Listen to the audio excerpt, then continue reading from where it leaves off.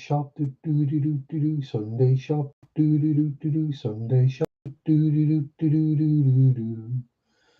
Ah, hello, hello, hello. Greeting, welcome, salutation, replay crew. Oh, yes, it's been another week, and yes, I'm wearing a t-shirt with hearts on it, and not the pleasant kind.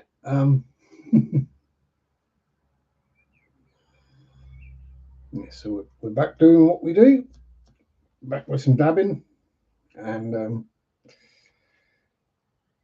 yeah, I getting old again. So yes, hopefully we'll get a few people to turn up and have a bit of a chat going on. Until then, I shall do some dabbing and have a schmirk.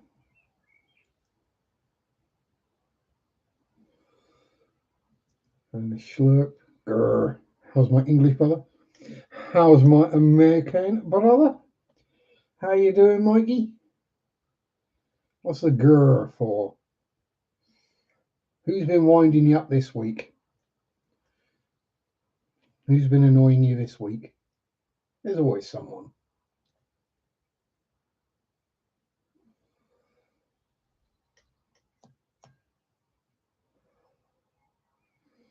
In my case, it's the area manager, but yeah, well, I say new area manager. But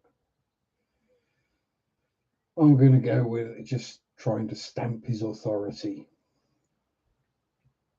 And I'll leave it at that because I don't want to get myself in trouble.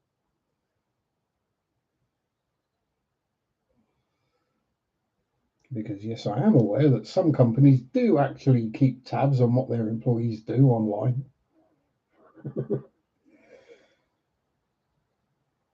And this Wookiee ain't daft enough to fall for it.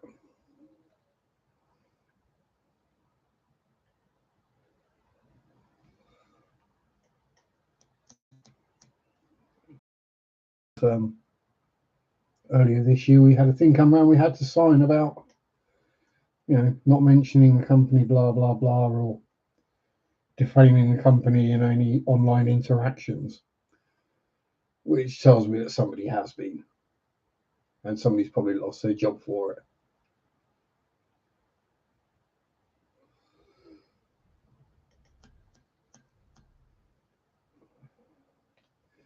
Yes, other than that, it's been a good week. I'm a problem. Let's see, we're wonderful. What's your repo man tonight? Well, repo man. Now I'm thinking of something different. I'm thinking Repo the Genetic Opera, a musical about people buying replacement organs for their body on HP or layaway, and they're not keeping up the repayments, and the repo men come to reclaim them. Yeah, my kind of movie.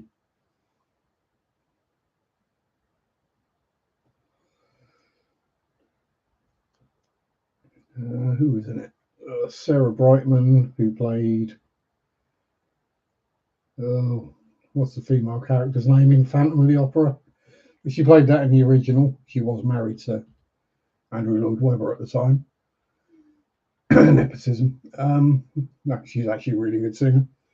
And Tony Head from Buffy played Giles.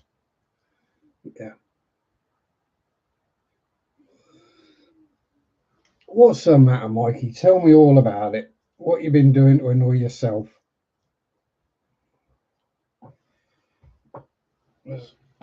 We all pee ourselves off at some time or other. We all have the occasional moment of dumb.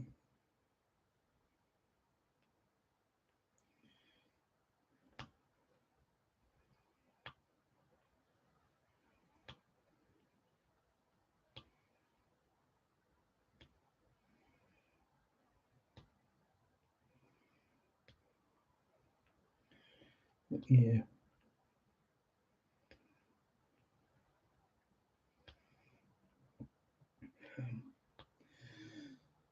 And yes, as as I said, it is my 50th this week, so Mary decided that as I might be absolutely broken and destroyed following my bike ride, I might not be in any fit state to receive visitors next Sunday, which not going to be the case, but bless her for thinking it. So she gave me my prezzies this weekend. So I have all my birthday prezzies. Quite a few of which are buildy, createy, crafty type things. So yay!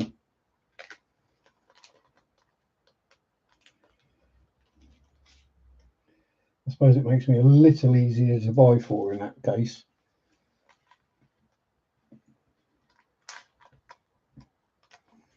Which I should show later.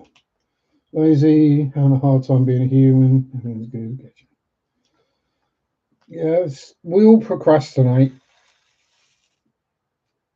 We're all vaguely human, at least. That's what I say when people ask me how I'm feeling. I'm vaguely human. Uh, yeah, it's not getting things done or not wanting to get things done. Usually a sign there's something else going on. Feeling a bit down about things or whatever. But I love you, Mikey. Howdy, Linkbot. I know you'll push through and you'll get there. You'll get it sorted. Because I have faith in you. And I don't have faith in myself, but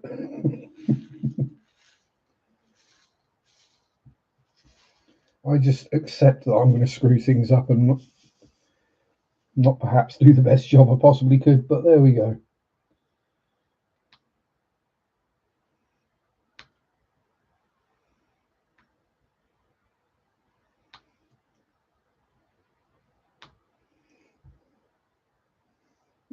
Yeah, it's not in theory, but it's getting that one thing done. So I have days where I'll wake up, not even days necessarily, just moments where I have the desire to do things. But, right, I'm going to get this done now. I'm going to do this. I'm going to do that, and I'll get them done. But it doesn't happen very often. So the rest of the time is just making myself do things like, right, if I get this done now, then I can go do something I enjoy for an hour or something. Get this chore done and I can have a nap. Get that chore done and I can watch some motor racing. Get this chore done, I can do some dabbing. Get this chore done, I can watch some hardcore pornography. Yeah, that kind of. So rewarding yourself for doing the work. But yeah, it's the theory is simple, but the reality can be a lot harder. But yeah, I know exactly where you're coming from.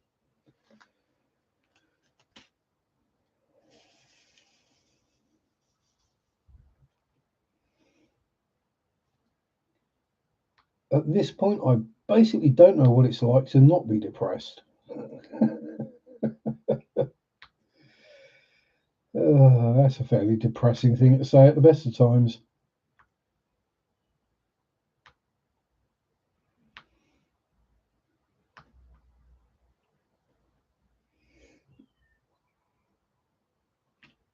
Yeah, it's the getting started is the problem. Yeah, I know exactly that feeling. So, I mean, it's easier when it's a job and you're actually getting paid to do it. Ironically enough,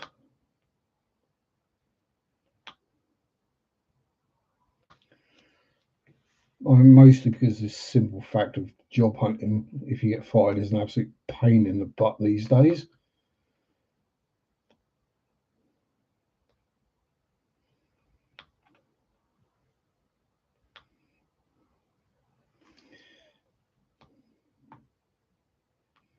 Can you explain this gap in your employment history? Yes, I was unemployed. What? Yeah, I took a break from being employed to enjoy part of my life. Oh,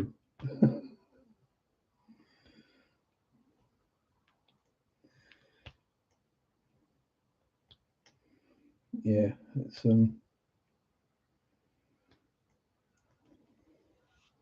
So why did you leave your last job? Because I didn't want to work there anymore. These are all truthful answers, but apparently not the right ones. Apparently, it's supposed to be things like, I wanted to. I found I'd reached. Yeah, yeah. So water change is always a pain in the butt.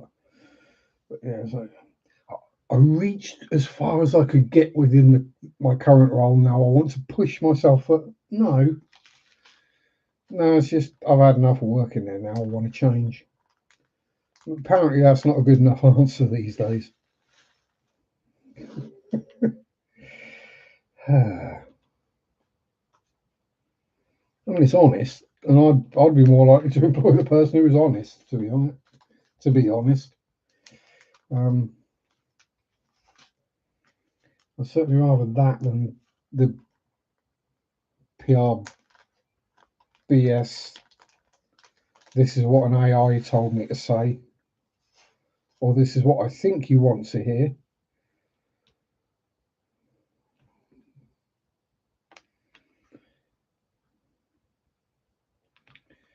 Yeah. Oh, I don't know. It's not like I'm some career advice guru that Mr. Works part time in a hardware store. And then, yeah, yeah, it is. That is better. Somebody go right. This person's not going to BS me. They're going to tell me like it is, and that's one of the things the new area manager asked me on whatever day it was. So, do you have any concerns with working for the company? Do you have any problems? Me? No, not really. Nothing worth worrying about anyway. No, you can be honest. You can tell me. No, there's nothing. I've worked some really bad jobs. This doesn't suck that hard, so I'm happy enough.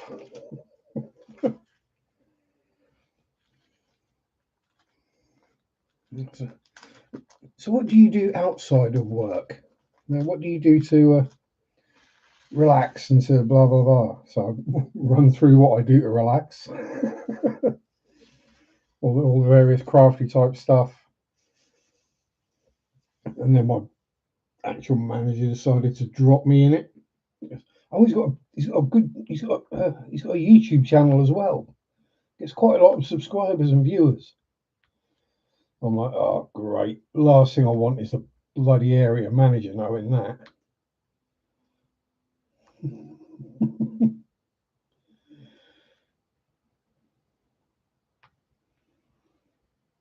Last thing I want is probably bad enough just having my branch manager turn up in chat, but geez, area manager, imagine that.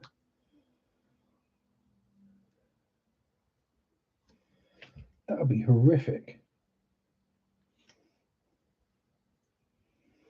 That'd be like, I mean, that would be like running OnlyFans and having your dad turn up.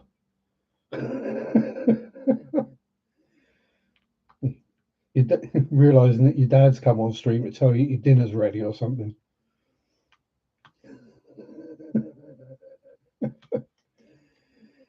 You know, oh, got to change. No, can't speak about that. Can't speak about this. No. Yeah.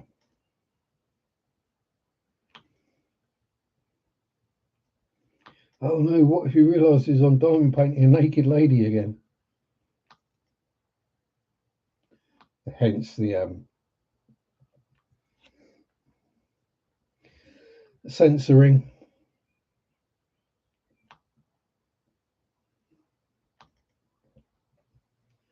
Oh, I'm hoping it's not too obvious what the bottom part is I'm doing.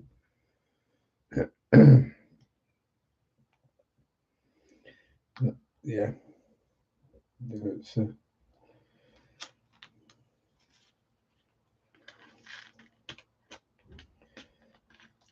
so I like to keep my work and my private life completely separate at all times. If he finds your content no, he won't find my content interesting. He's not our kind of person.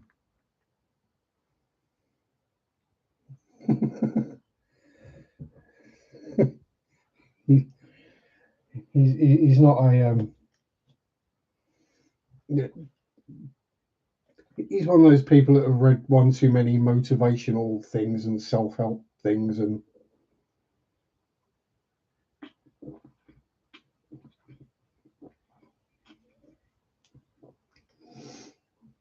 actually believes the marketing wank.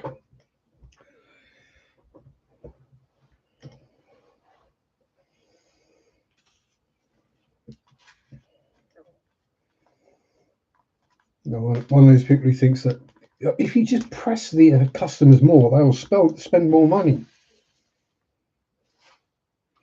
You got to offer them all the add-ons and the extras, and no,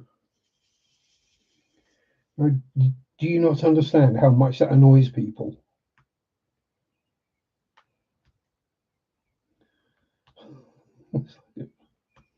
Really freaking annoying. Oh, but this is no. If I go to a shop and they keep trying to sell me stuff that I've not specifically asked about, chances are I'm not going to go to that shopping again, anytime soon.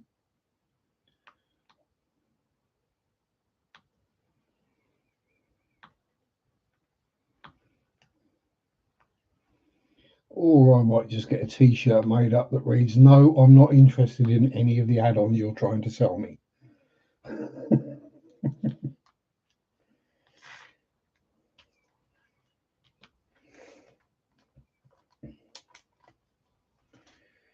No, I don't want a subscription that I can only break with a letter in writing that you'll somehow magically lose and keep charging me.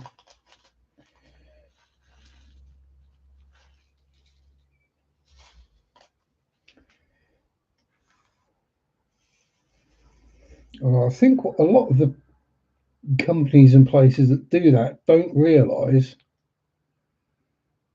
is if you just go to your bank or contact your bank or go to your banking app or whatever, you can cancel the payments there and then. And then there's nothing they can do about it.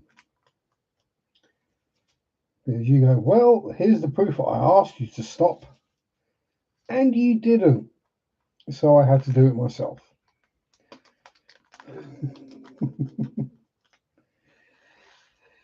Yeah, well, yeah.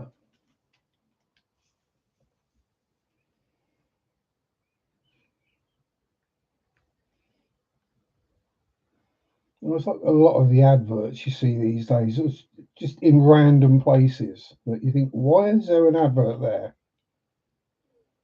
for whatever it's for when it's got nothing to do with anything to do with what I'm doing or watching or interacting with or. I'd like to see just how many people actually do, you know, click on the random QR code, as it were, or respond to the random advert in the men's toilets in any other way than pissing up it.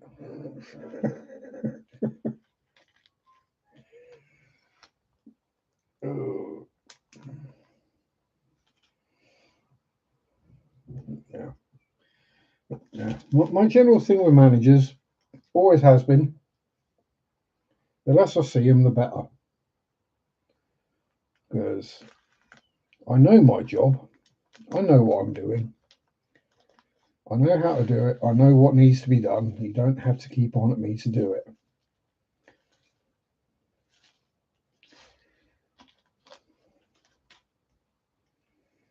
You can just leave me be and I'll keep myself busy doing things that need doing.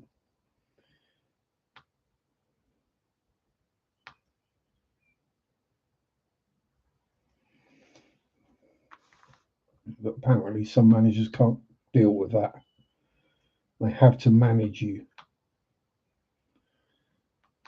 They're the kind of managers I don't work for very long.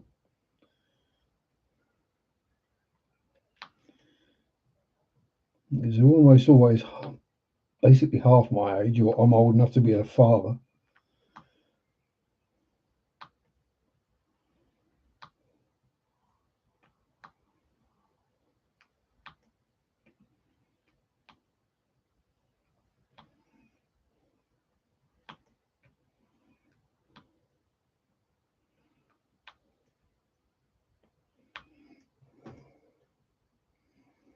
Oh, I'm in your head.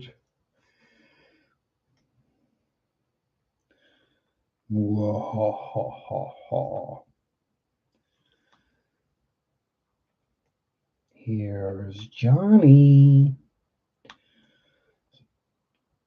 Of all the voices you could have in your head, Mike, on like the last one you'd want.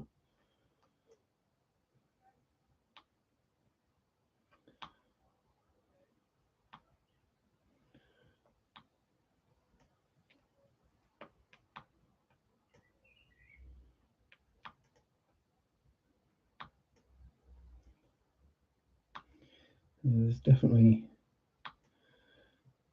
far better things to have going on inside your head than my voice.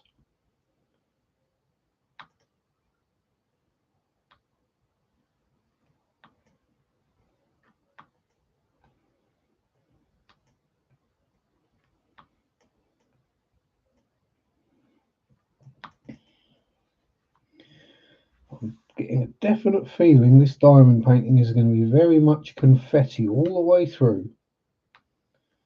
No big blocks of colour, just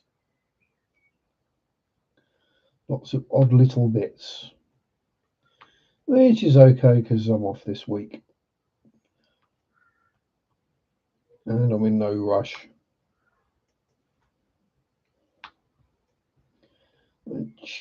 Tuesday I won't be doing any, and chances are Wednesday I won't be doing much either.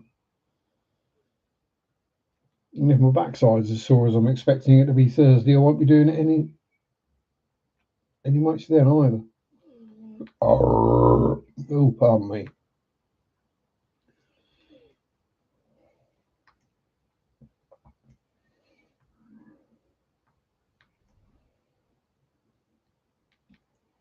But we shall see.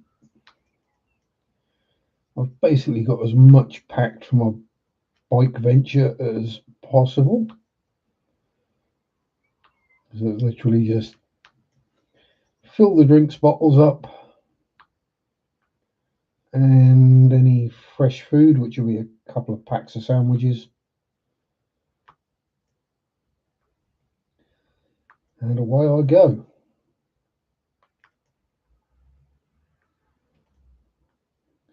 It does look like the weather is actually going to be a bit better next week for it. For me, anyway. For most people, it'll be worse. Providing it doesn't get all windy, we'll be okay. Temperature's set to drop quite a bit. It's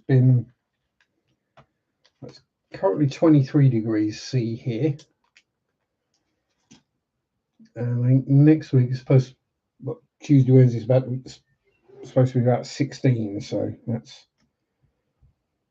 far better for cycling large distances, and then I think it said 4 to 7 overnight. So much better camping temperatures anyway. At least I won't overheat in my sleeping bag. I think that might be part of what was happening the last time, was I was just getting too hot.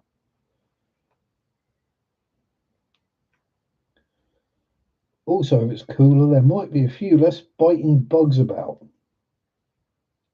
which I'm always in favour of.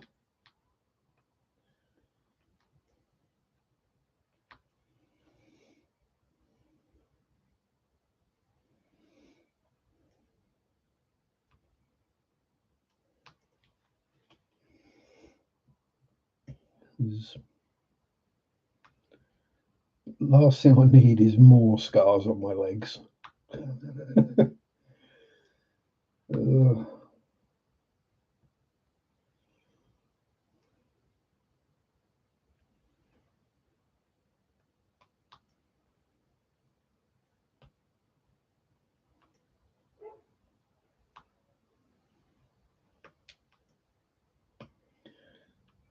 So yeah, so all set for that,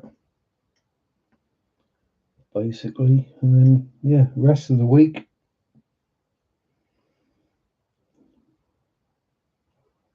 So Thursday being my birthday, so I'm probably not going to do anything then.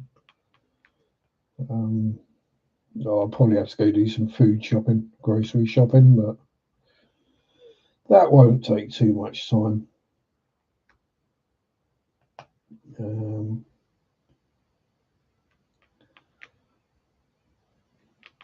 Maybe do a bit of gardening, pull some more weeds out, that kind of thing.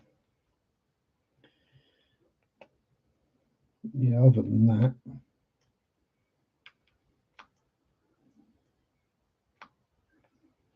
so if I weren't going on my bike ride, it would basically just be a chill out week, which to be honest is what I need, but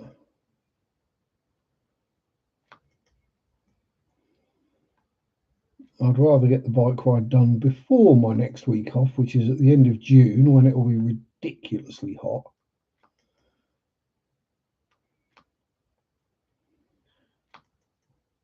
But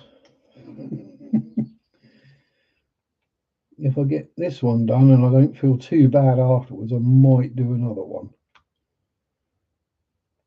Might start tackling the Norfolk coastal route.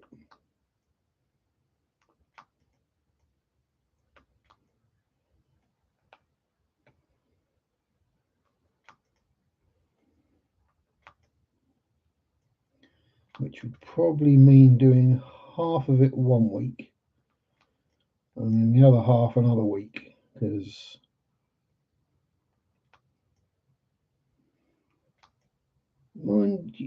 again, I'll have to see how I get on this time, because so the longest one I've done was the Pedals Away at 103 miles, but a lot of that was off road. So I was going a fair chunk slower than I will do on road, because reasons. So if I end up going a lot quicker than I'm expecting to, I might go, maybe we can do 106 miles in 2 days, including all the travelling there and back. So I'd have to get either a train to Yarmouth and start from that end, or a train to King's Lynn and start from that end.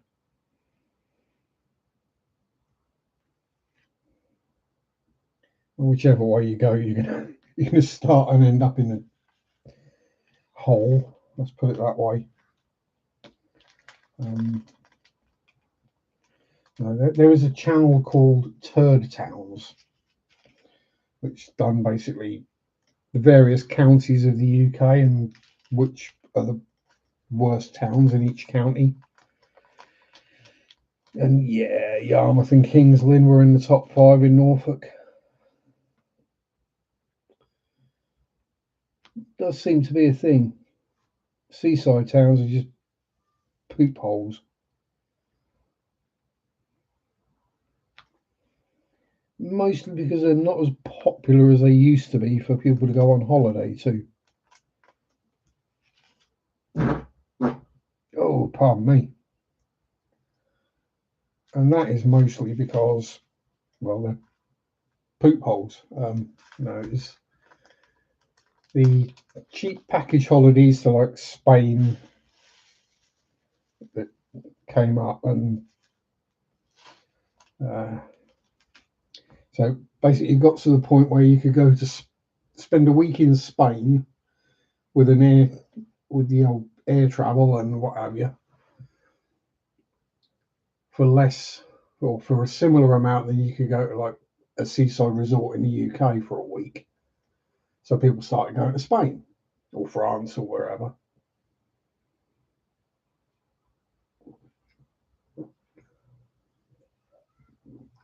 So then there's less income into the little seaside town or the big seaside town, which mostly relies on the tourism to keep the lights on, as it were. Well, if the tourism dies off, then the town starts to die off, and then the town starts getting not such a nice place to visit, so less people visit, and it just becomes a bigger and bigger problem until you end up with an absolutely run down poop hole of a place that you don't want to visit.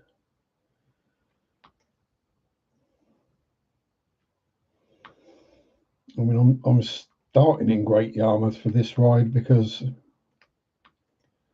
well, it means that from the start of the ride, I'm actually getting closer to home rather than further away from it, which means I've got some easy bailouts if I need to. And also train station, and it's basically on the Norfolk-Suffolk border, almost close enough. Pardon me. And I don't think anyone would have a problem with skipping going to Lowestoft or Lowestoft if you're actually Norfolk.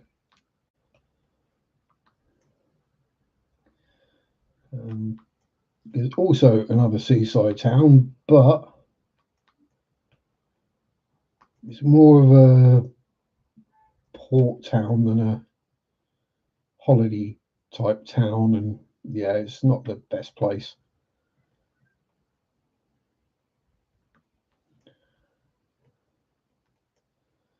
Having been there a couple of times in the past, you're not missing anything if you don't.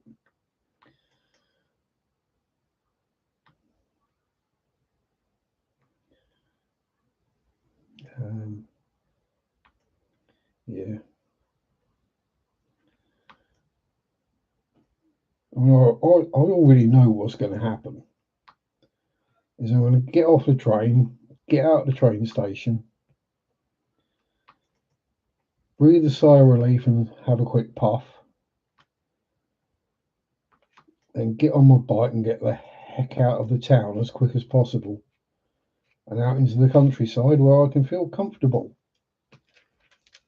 And why are you suddenly deciding to randomly fold back on yourself? Anvil.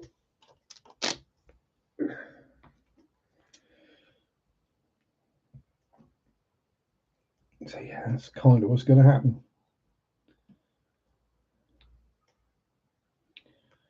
And I will show on a map the actual route I take. So if any weirdo happens to want to do the same route, they can follow it.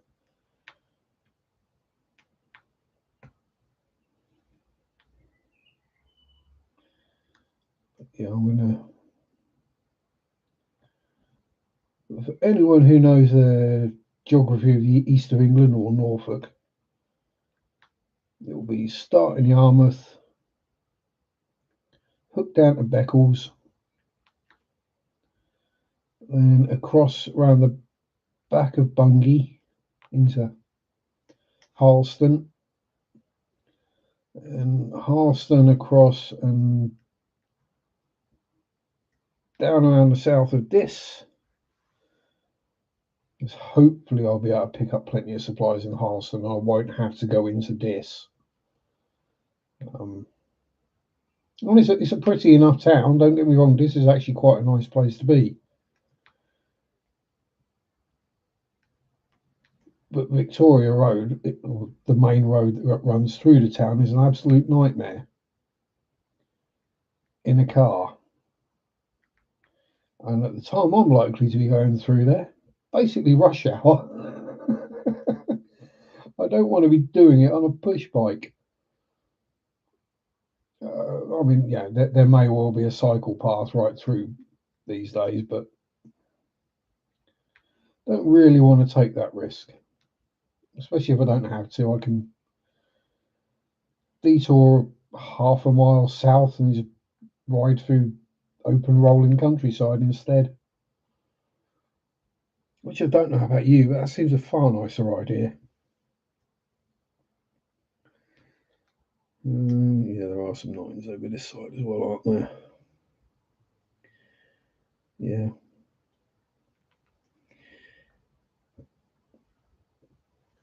Give me pretty Norfolk countryside over towns, or any day. Countryside and villages I can deal with.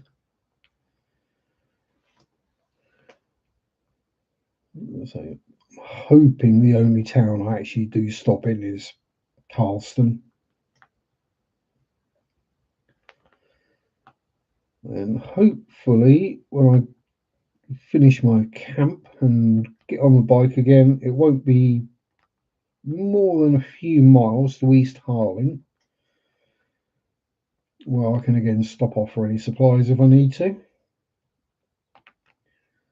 and use a bin to get rid of any excess, packaging rubbish, empty cans, empty bottles, blah blah blah, just to get the weight down a bit. And then from East Harling, it's less than 10 miles to get home. So I mean, if all goes real well, because let's be honest, I'm not going to sleep late. I'm not going to be laying in my sleeping bag under my tarp until like 8, 9 o'clock in the morning. I'm going to be probably awake around, and even if I sleep well, I'm probably going to be awake around about 5 o'clock when it gets daylight and all the birds start singing again. Or they start before then.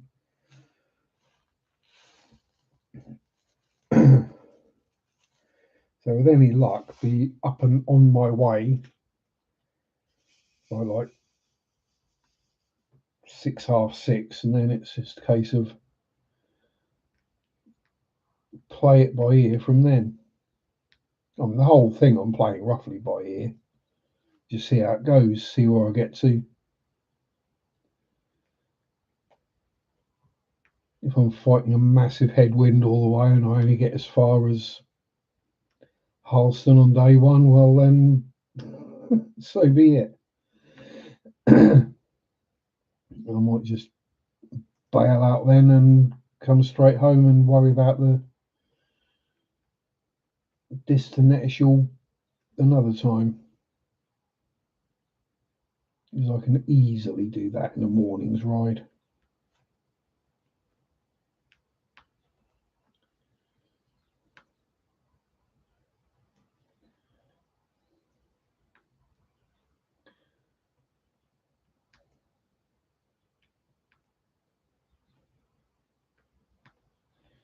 But yes. What else we got planned? So I will be filming some video as I go. Be some of the sped up actual cycling Whether I figure out how to put that all into one video, I don't know. There's one heavily sped up. Basically a time lapse of me trundling through.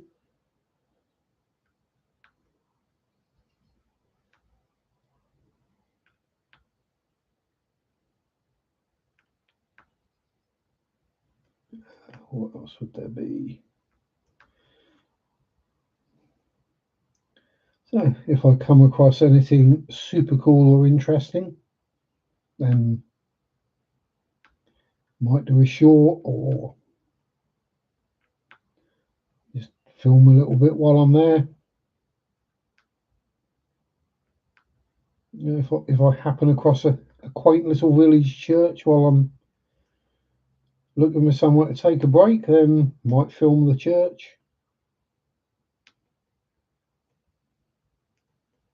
Obviously, I'm not going to do a whole bunch of research into the church's history and blah blah blah, but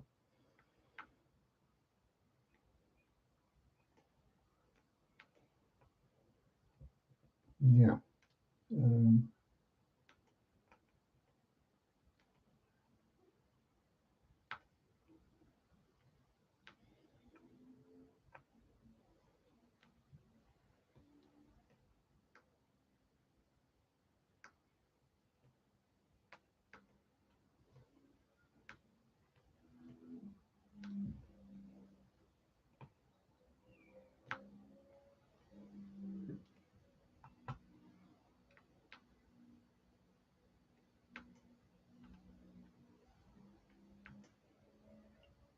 So if I do find an interesting church and do film a bit of a video, then I can always go back with some notes and film it again.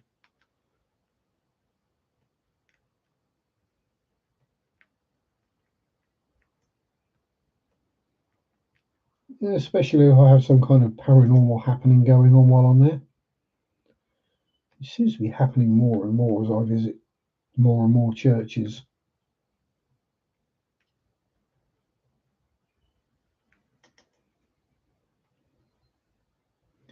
And I really do need to do Wyndham Abbey because that would be quite an impressive one.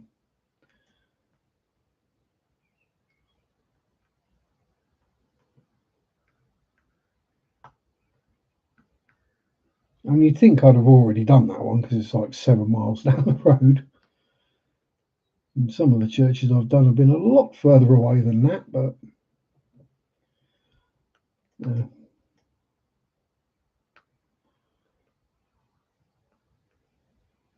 because I've been around it for so long that it just kind of slips my memory, as it were. Oh yeah, it's Wyndham Abbey. And it's a really impressive place, even though it's half ruined. But you know, what changes anything? Feet hit my way from being lying. Can't wait. And I say some days I even have difficulty with the feeding. It's like I really can't be bothered.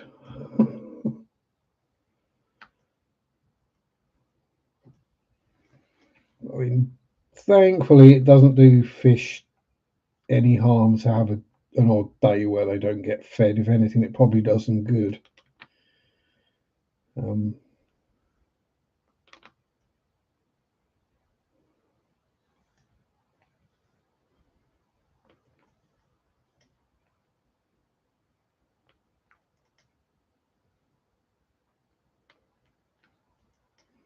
I'm pretty sure in the wild they aren't expecting to find food all day, every day. Ooh, pardon me. And when they do feed, they have to be careful of predators. So,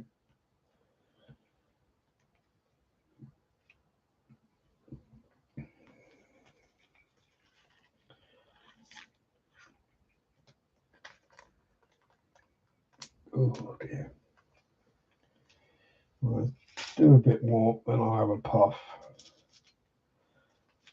Then I'll start dragging things out of this box down here that I've put all the crafty type stuff that Mary's bought me for my birthday.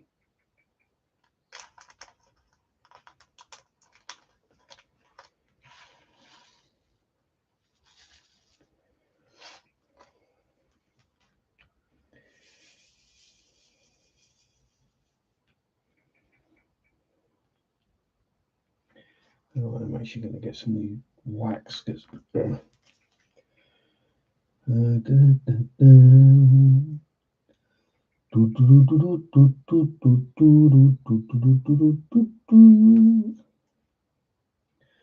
Why am I humming the Inspector Gadget theme tune? I have no idea.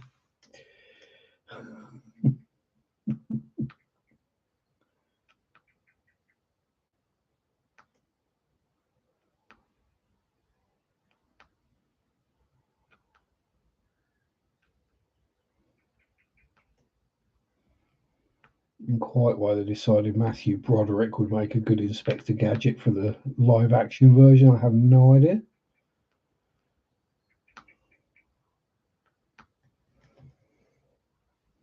Thank you, Linkbot. Yes. Well, to be fair, that movie wasn't all bad. It did have Jolie Fisher in it, which is always an upside.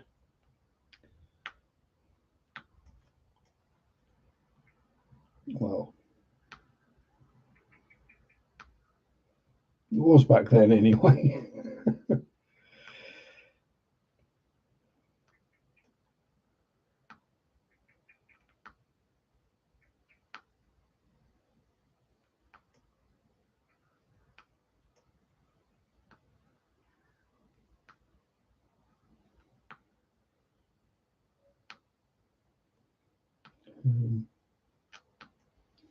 Is there anything else I've got to waffle about?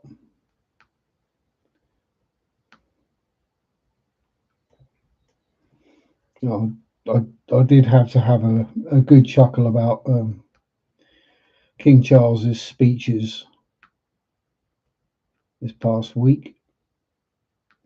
Things he said in the Congress, and was it the White House at dinner with Donald sat there looking confused?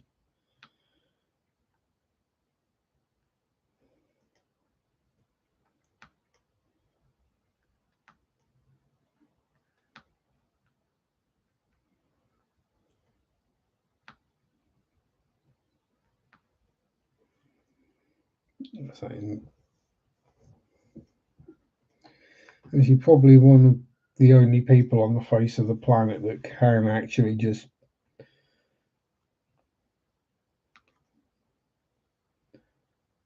speak to Donald from a position of authority, shall we say? An actual king talking to a wannabe emperor.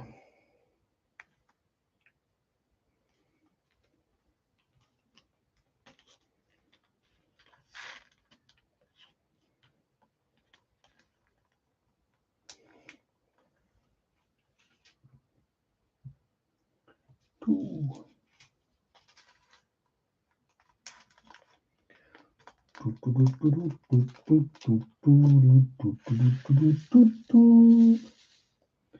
That song is stuck in my head now. It'll probably be stuck in your head as well, so.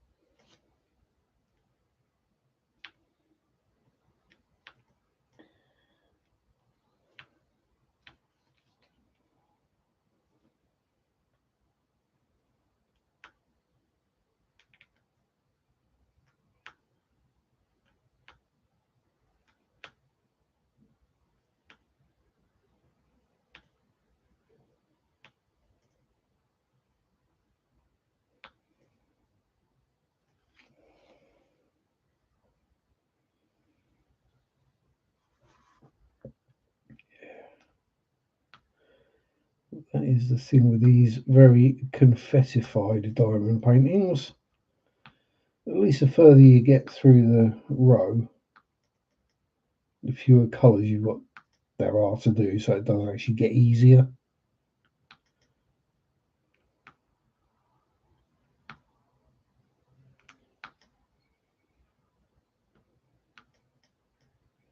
Although you also start finding the ones you've missed from earlier. No, I've already done those ones. Favourite dispensary has been ruined. Swords for what retail is no way to form government. Yeah, yeah, you guys not got it any better either. So, you know, at least we can get rid of ours if we decide they're absolutely incompetent. Howdy, Sammy.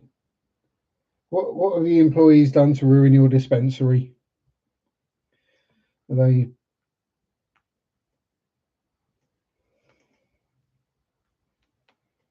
have they got all their vapist friends hanging out front of it?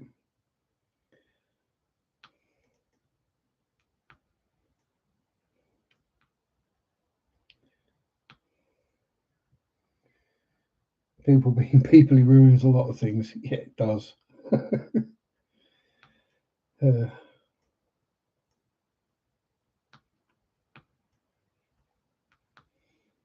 People thinking they're being cool or edgy or just tends to ruin everything.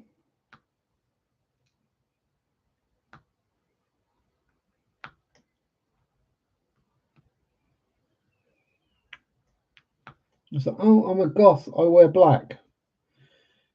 There's more to being a goth than wearing black. No, you're not supposed to be trying to make yourself look hotter. The whole thing with goth is to look scary, so people don't want to bug you. So you can be just left alone.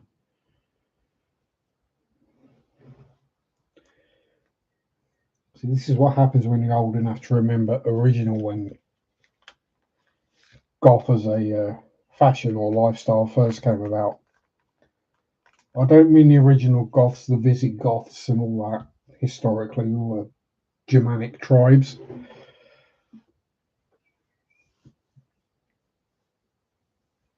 And no, that doesn't mean Goths and Nazis.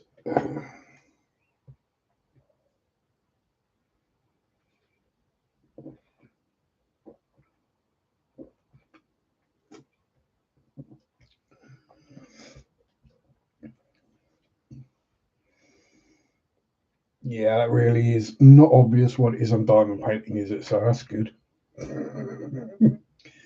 Because I know which part I'm diamond painting right now. But yeah.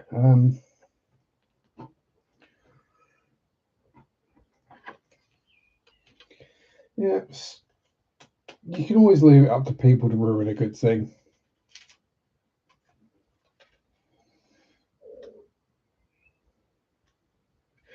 Which is why I tend to find if you find a good thing, keep it to yourself. Don't share it with everyone.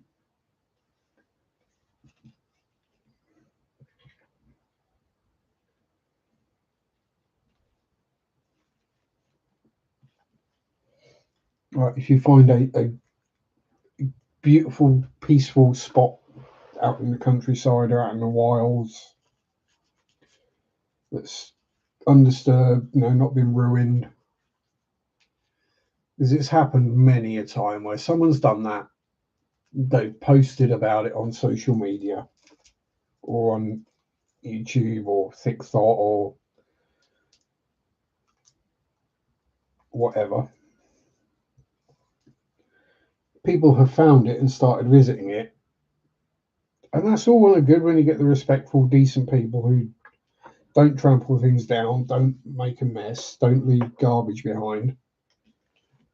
Then you get the people who start doing that, and then it turns into an eyesore.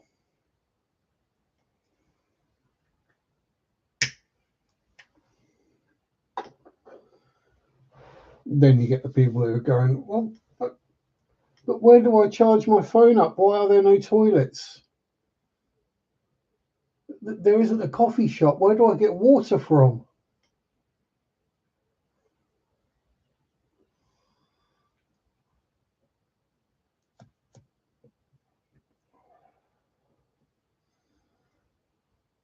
And as a European, yes, we do actually drink water in Europe. We just don't feel the need to guzzle it constantly all day because we have far less sodium in our diet.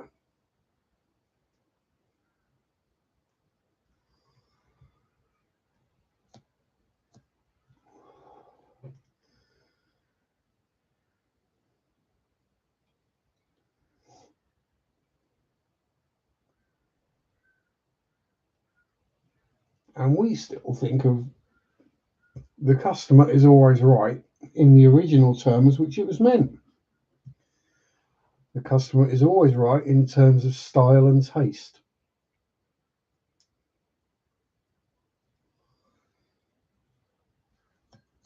Doesn't mean they're right about everything.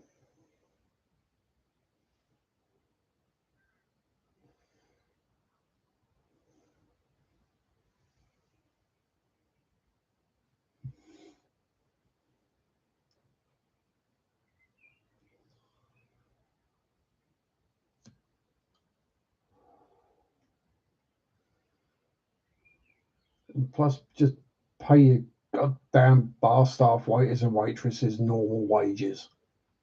Then you don't have to have the whole tipping thing.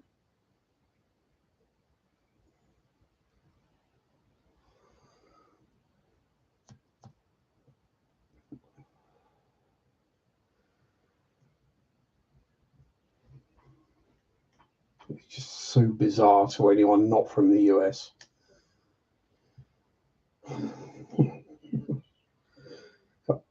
Hold on, so you've got these employees that you barely pay, but you expect other people to pay their wages through kindness. What?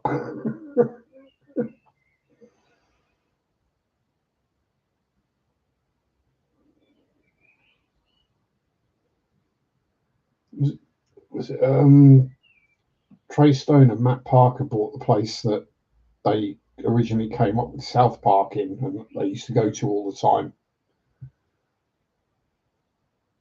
because they like to go there. So they figure, well, if we buy it, we don't have to pay. Gotta go vote bed and have a planning session with Dallas. Make my week. A heart isn't adequate. Oh, Mikey. Mwah. Love you too, buddy. Have a good one. And don't forget, vote for red is a vote for communism.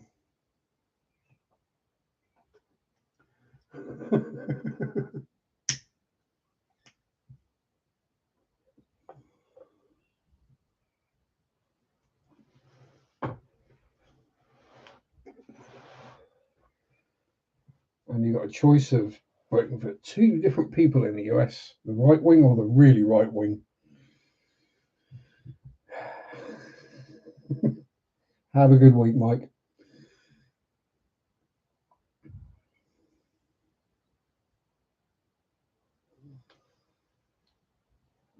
Yeah. Yeah, so Stone and Parker bought the restaurant that they used to go to all the time. And one of the first things they did was start paying the employees a living wage so they don't have to rely on tips.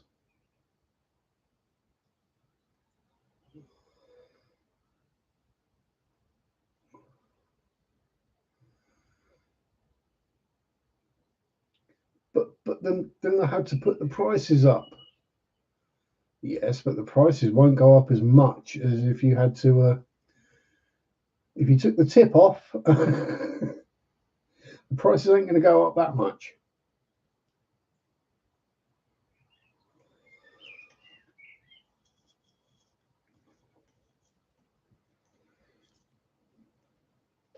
Yeah. And also, can we make it a thing that we stop calling fast food joints and cafes restaurants? They're not a restaurant. It's a restaurant if you have to dress nicely to go there, if you have to make a reservation. If you don't have to do those things, it's not a restaurant. It's a cafe or cafe if you're being posh, a diner or a fast food joint. They're not restaurants. Okay, rant over. That's what I was going to show you some of the stuff that Mary got me for my birthday. So I'll move that out of the way so I can actually get things in shot. So we shall start off with a Book Nuke. Obviously, she got me the little Lego dude. So we have the Spire of the Worm. A very cool looking Book Nook. I think you'll have to agree. And there will be videos on these, obviously. Pardon me. Oh, we got some smaller stuff as well. So this is doesn't look much because you can't really see anything, but it is a cyberpunky type model of a spidder. It's all made out of metal and screws and bits like that. Very cool. I'm going to guess the 8 copper rods are probably the legs. And they never go back in the box again because reasons. There we go.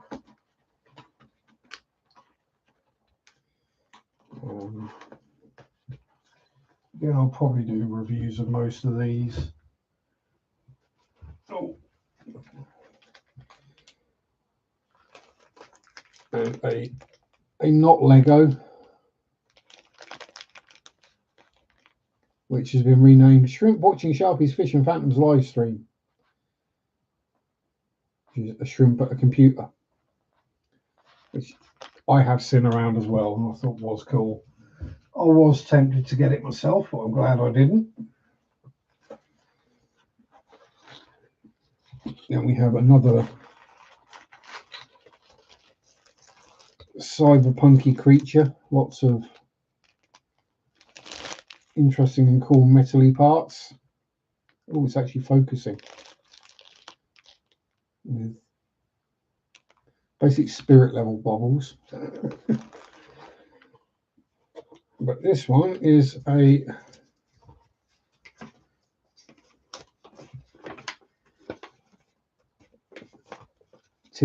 ant.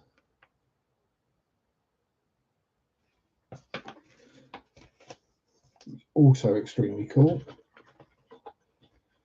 And I'm going to have a lot of fun building these, I think. They do actually come with tools as well, which is good. Good for most people. I mean, obviously, me being me, I already have model-sized tools, so that's not a problem. What else we got? Oh.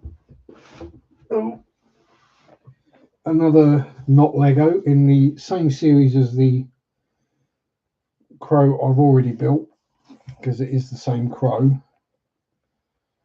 But this one is a crow sitting on a skull with some roses, and actually comes in a box, and I think you'll admit that one looks really cool as well. So it is the same crow I've already built, so that should go fairly easily. And we have another cyberpunky,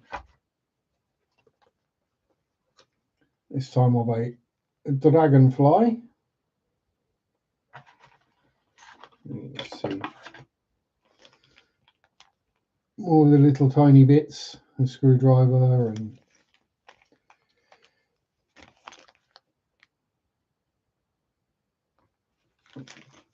Probably not for those with big clunky fingers and lack of patience, but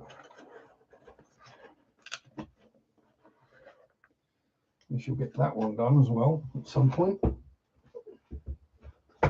And then, oof,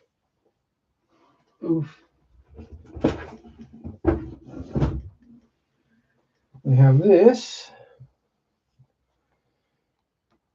Bran Castle, which I think is in foam board.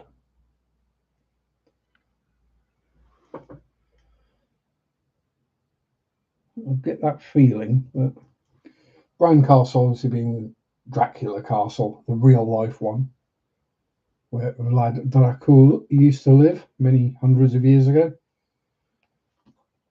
And I'll say that all.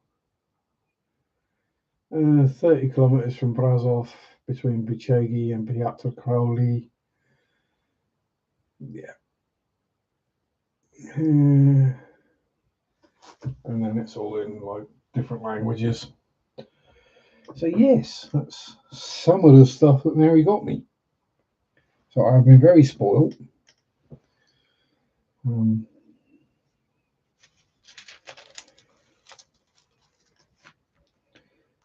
So we're going to have words about maybe keeping things a bit tighter for Christmas this year, because we did both go a bit overboard.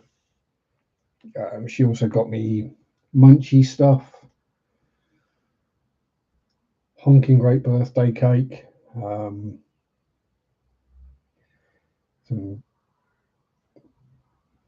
50 socks, some 1976 baseball cap. What else?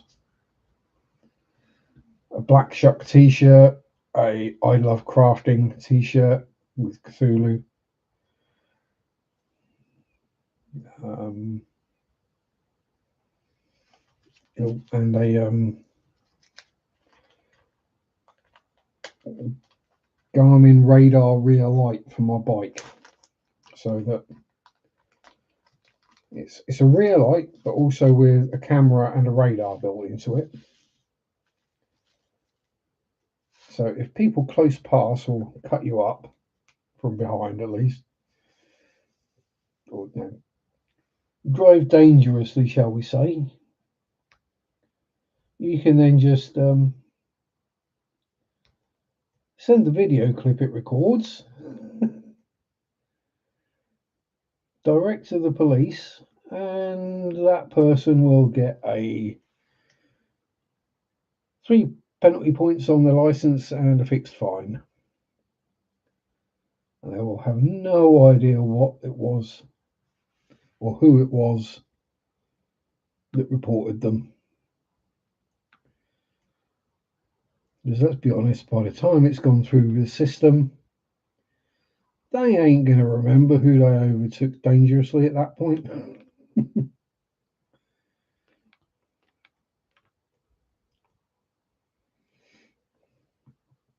Yeah, so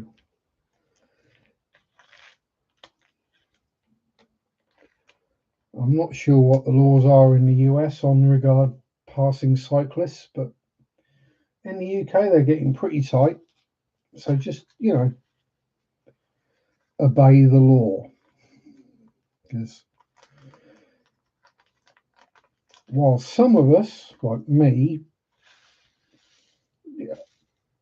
I'll be honest, close passing, overtaking, whatever, it doesn't really bother me. I'm not a nervous cyclist. I'm not going to freak out and crash just because someone gets a bit close. But there are a lot of cyclists these days who haven't spent years in the saddle, didn't start riding when they were little, or if they did, they weren't allowed to ride on the roads or in traffic or anything like that, so they're not used to it. So they do tend to get a bit more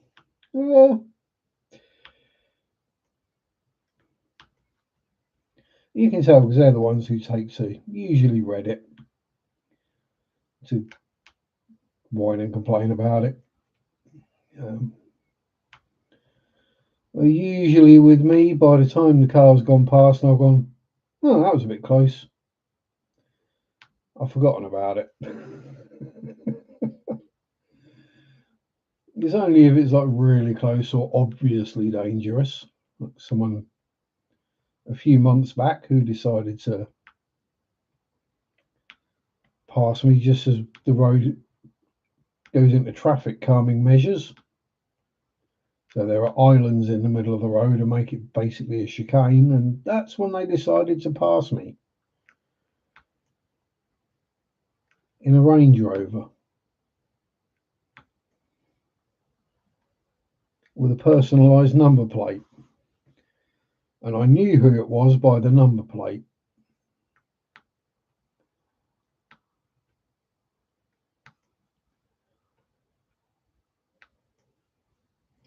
And then I saw them and I informed them, kind of less than politely, that it was not a cool thing to do. And to be a bit careful, because some people out there have got cameras and radars on their bikes. Which I will be one of those in the future as well. So,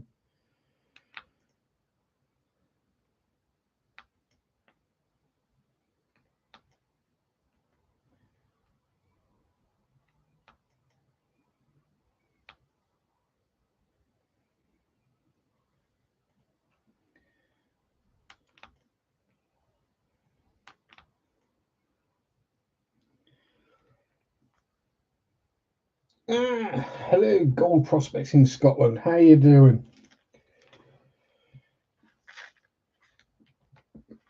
I'm guaranteeing you're finding a lot more gold in Scotland than you would in Norfolk,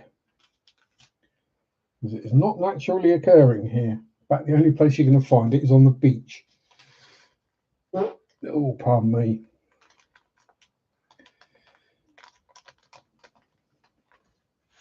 And that's only on the beach because some idiots dropped it. And then it's probably from Elizabeth Duke, so it's about 2% actual gold. So it's not really worth the hassle of finding.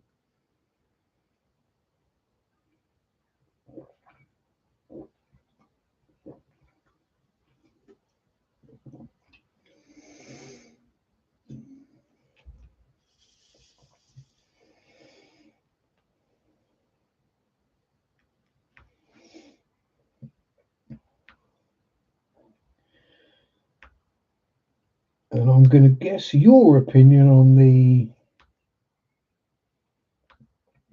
we buy any gold type peoples or businesses is probably about as good as mine is. Because they're like, send us your gold and we'll send you a valuation.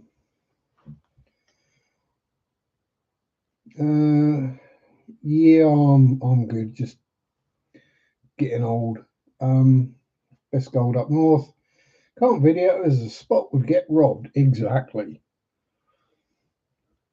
It's like I was saying about any like place of natural beauty. Someone finds it and uploads a video on it, and then other people start going, and then eventually you end up with the idiots who have fires and leave all their rubbish behind and ruin it for everyone else.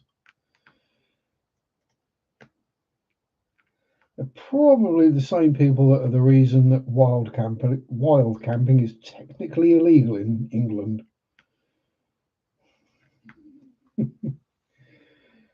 Oh yeah, not that it stops anyone who actually wants to do it, but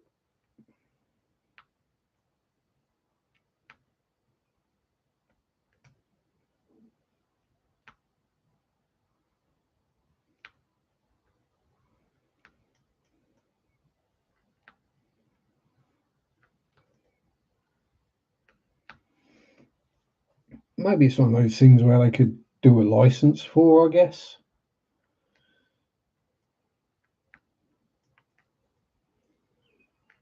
Like you just register on a website where you're camping, the coordinates, and then they'll be able to tell if you've been a douche and like cut down trees and had massive fires or done whatever, left you rubbish behind, not buried your poop.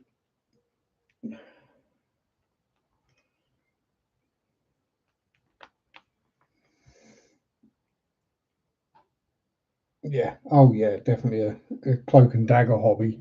So it's like most of the channels that I've seen on YouTube, they're always either very careful not to show you the spot, or it's a spot they own. Like Dan Hurd, I guess he's probably the biggest one of the lot. He's the one that I've seen the most of.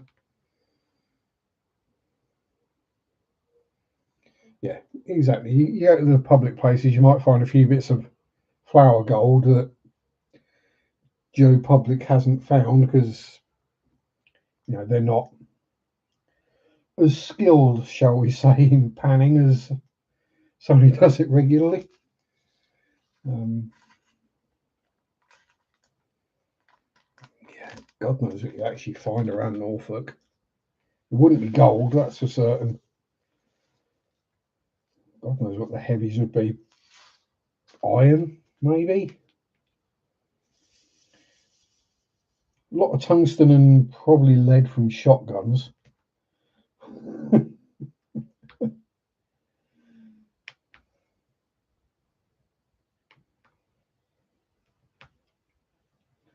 Or shrapnel from old World War II bombs. Mind you, there are parts of Norfolk where it's basically best not to just don't dig. Chances are you're going to dig up something that goes boom.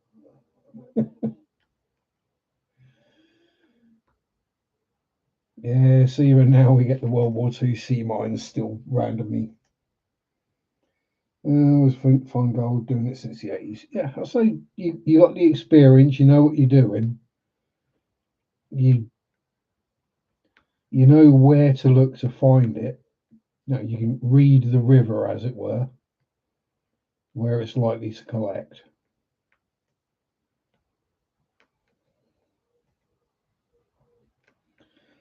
So that's a skill that also comes with fishing, reading the water. So rather than gold, you know where the fish are likely to be.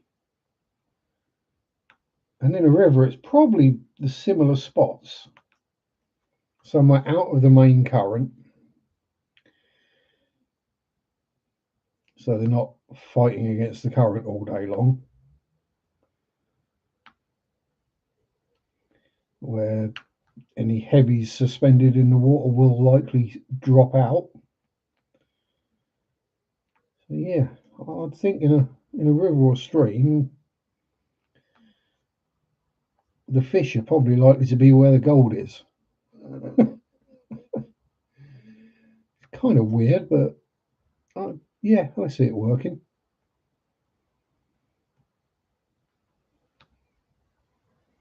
I'm wondering if anyone's ever put those things together before. Yeah, so I might be able to figure out where to look for it. It's just I wouldn't necessarily have the technique with a pan down pat. I'd probably be losing most of it, or taking home 10 times as much concentrates as I need to, and sitting there very, very carefully doing it in the sink. Then wondering why my sink gets blocked up because it's full of bloody soil. Um, yeah, that's the kind of thing I'd do. It wouldn't be much different from me wondering why my sink's blocked up and then finding out I go and unscrew the trap underneath and it's full of bloody snail shells and fish poop.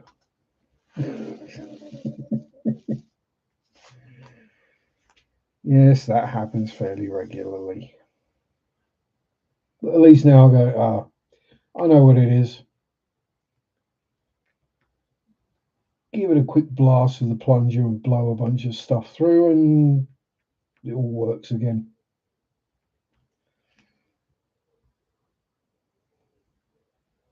Yep.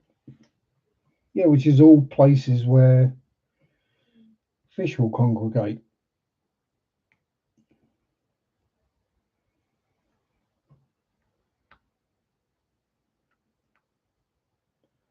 So quite possibly, if you see someone fishing on a small river or stream, if you see where they catch a fish from, that's probably the place to pan for gold.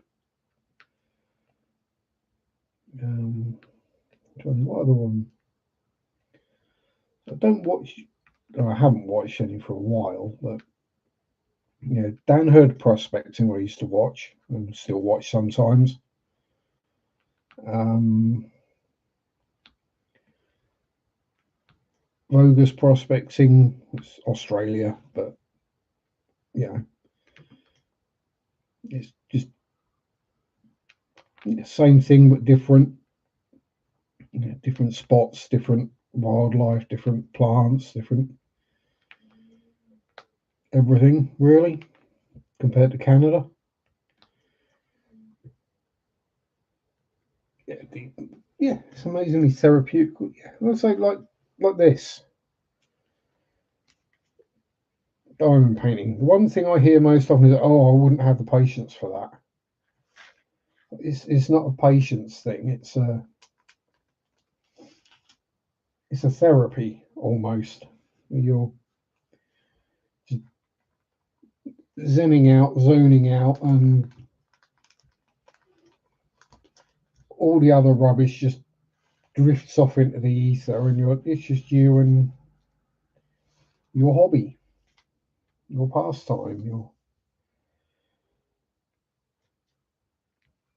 I just don't find gold when I'm doing mine. Yeah, and the other gold channel I watch sometimes is Clash. Well, it used to be Clash Guitars, but I think he's changed it to just Clash now.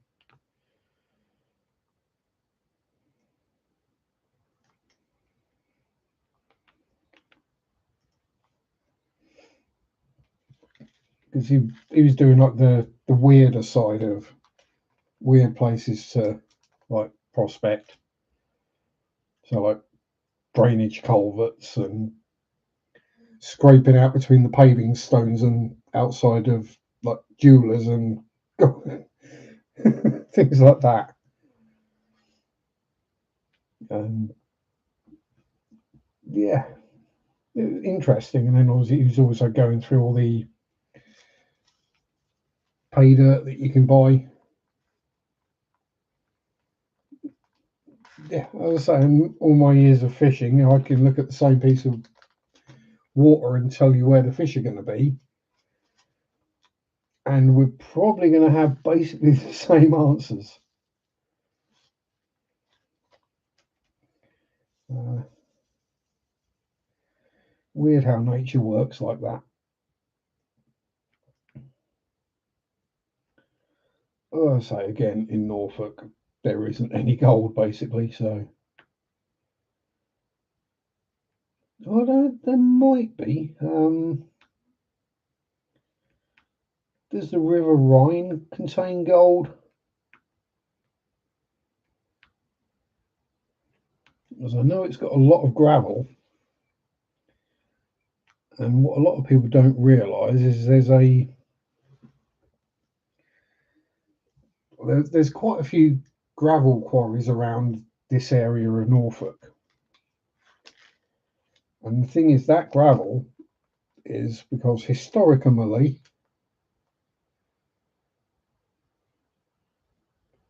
yeah, it's been found, but by people who don't necessarily know what they're doing. Where was I? Where was I? I've forgotten already. Early onset Alzheimer's. Um, I've forgotten now. Yeah. Oh yeah, the River Rhine. Because when the UK and Europe were connected by Doggerland, the land bridge, which is now known as Dogger Bank. So when you listen to the shipping forecast and they start talking about Dogger, that's what they mean, not not someone on a raft out in the middle of the North Sea doing naughty things for people to watch on passing fishing boats. But yeah, so the River Rhine originally ran basically through this area. So all the gravels would have been Rhine gravel. So the River Rhine contains gold, and you might find it in small pockets around here, but let's be honest, I highly doubt any gravel quarry is likely to let someone go panning through their overburden or their tailings dust, whatever they call it. Do they even wash the gravel off? Probably not. And if you did go through it and you started finding gold, they'd soon stop you doing it and do it themselves and set it up as a commercial thing, which would probably not pay enough to run.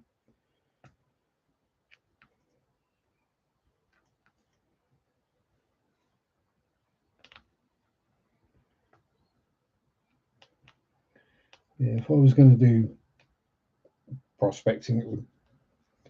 On a 1600s gold mine last year, going in with three mates in late summer. Loads of quartz. Ah, nice. So yeah, why you? Well, yeah. So they've obviously stopped mining it because they got to the end of the seam or whatever. That doesn't mean there's no more gold left in there. It just means it was no longer commercially viable to keep mining it. Which, if you're just going in for a little bit with your mates or just you, well, I say if you're not looking to make a living on it and it's just something fun and relaxing to do, and you might make a bit of money doing it as well,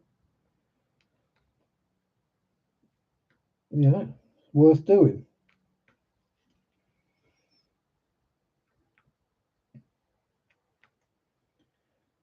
Because you're not calculating it on troy ounces per cubic meter or cubic yard.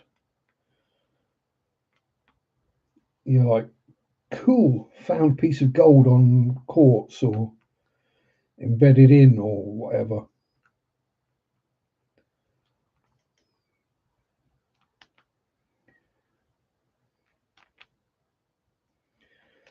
It does make you wonder though, with some of the old gold mines and the amount that people still find in them. Just how much were they producing before they decided it was no longer financially viable to run it as an operation?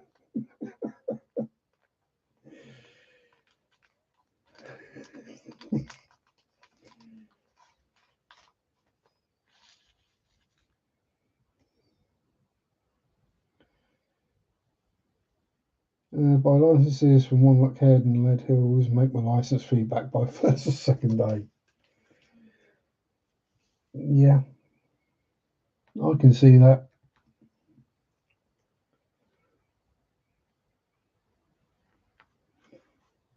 I suppose if I could have sold the fish I caught, I would have made my fishing license fee back very quickly as well.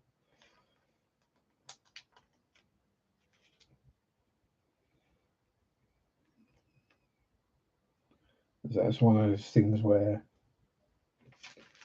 I just got to an age where I had enough of getting help other newcomers. That's how to keep a hobby going, isn't it? Because these days, especially, I've noticed whatever the hobby is, fish keeping, model making, fishing, gold prospecting in your case, you get people want to gatekeep it because they want the best for themselves, or they, especially with model making, is that they will only accept this and this and this, and this is how it has to be done. No, it has to be something historical and blah blah blah. It can't be something fun or like a giant fighty robot. And then they're always the first to complain that the hobby is dying. It's like, well, you're the ones killing it off. Yeah, put them on a good spot, and they you know, if you go gold panning and you don't find gold, it's probably not going to take too many times before you give up. It's like, well, that was basically a waste of time. I got wet feet and a bad back, and I didn't get anything from it. Whereas, as you say, you put someone on a good spot, they might not find all of the gold there, you know, but they see a few colours in their pan and they get excited, and then they keep going and they buy their licenses and pay for the upkeep and whatever the licenses are paying for. They spread their joy of it, and the hobby continues to flourish. So, I mean, every town used to have a model shop, pretty much. Now they're getting very few and far between, because there's only certain things that sell, that's all they stock. So if you want other stuff, you have to go online to get it. Yeah. I still remember the first fish I ever caught. I would have been 11. It was like a 2-ounce roach. It was, maybe no bigger than that. I remember my float dipping under the surface. I remember striking. I remember reeling in like crazy and being so excited.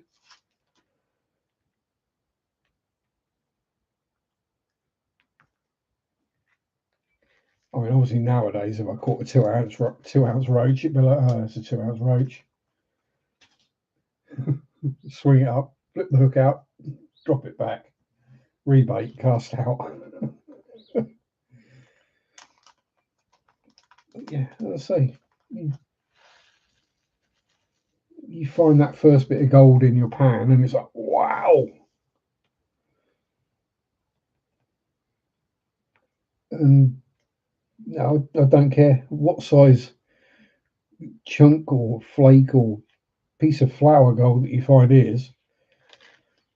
That first bit is worth way more to that person than any other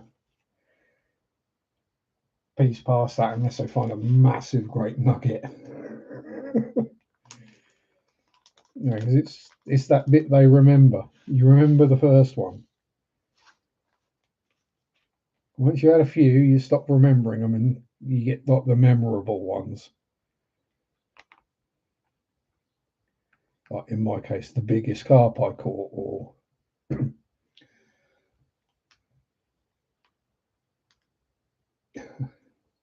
yeah, I didn't do geology. I did geography, but geology was a part of that,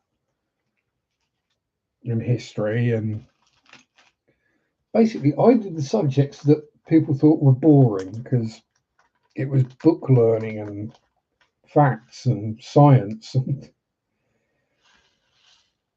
that to me was far more interesting than humanities or social studies. What? Social studies is just what you do in life as a day-to-day thing. You don't need to qualify in that. That's what everyone does. Yeah. Even back then, I was a nerd.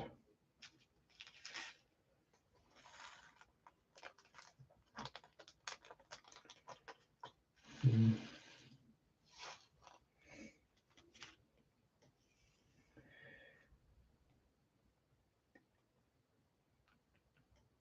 And when you call someone a sedimentary rock, they still get upset.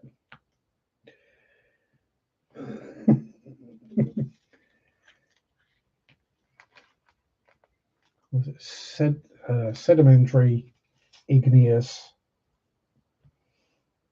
Oh, what's the other one? There's another one as well. I can't remember, but it was probably nearly 40 years, well, at least 35 years ago that I learned about that stuff in school.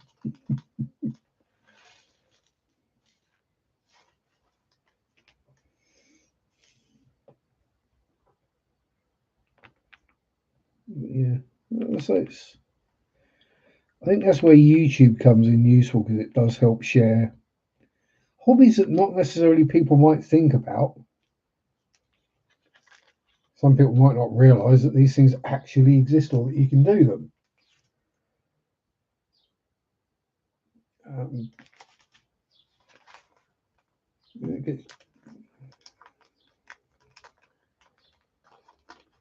if I'm ever around central Scotland, you'll know if I'm ever around central Scotland because you'll hear the swearing as I get bitten by the midges all day long.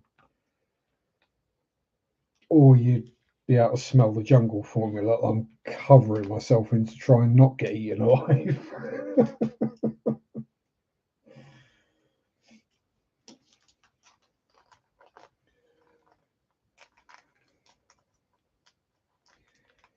Thank you. I would say if you're ever around Norfolk, God, yeah, oh yeah, you'd notice me. I mean, the accent would probably give it away quite badly. I don't think there's really anyone that sounds quite like me. I've been in Norfolk long enough that the Norfolk is coming through my accent. There's nothing I can do about it. Fight it as I have been trying for the last 40 years. Um, but the Hertfordshire is still there. It's weird.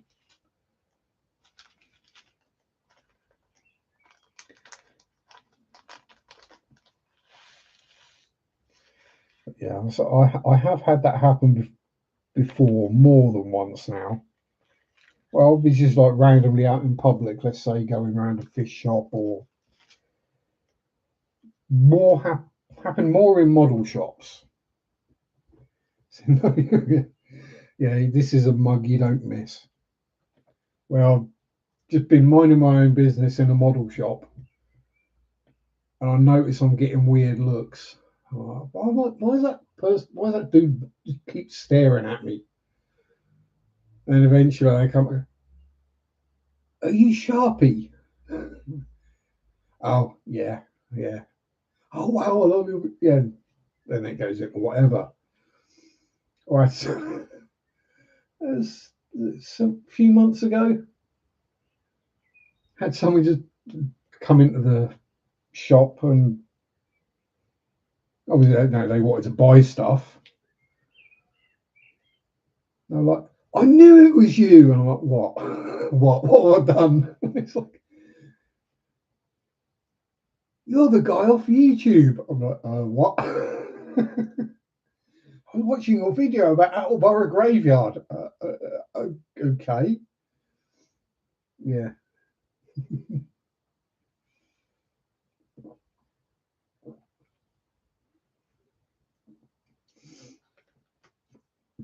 And then had another guy whose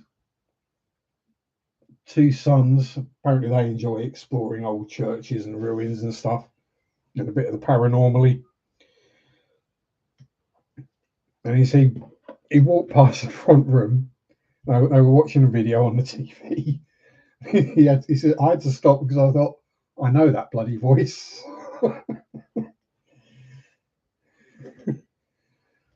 He sort of sticks his head in. What on earth are you watching? Oh, we found this guy who does all these videos on like the local churches and graveyards and ghosts and stuff. And then I think he got to the end of the video and my face turned up. And he's like, I know that guy. He works in. I'm like, what?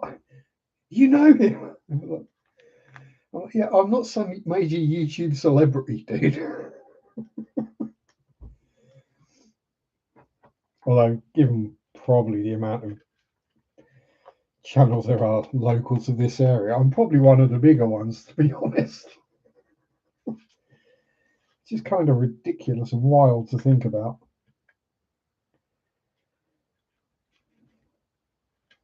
Like, if I was in the local paper, I would probably be referred to as a YouTuber. Like, what?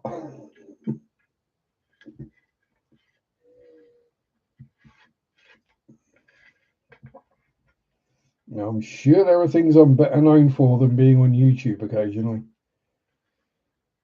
I'm like, what? Being weird, not liking people, not being a morning person. Yeah, I'd say it's kind of cool, and thankfully I haven't had anyone asking me for autographs or anything.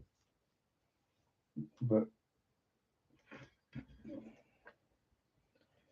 unfortunately, it's never been anyone like cool or famous or hot. I say a couple of preteen boys and generally a bunch of geeky, nerdy old men, which, let's be honest, is what my content is likely to attract. But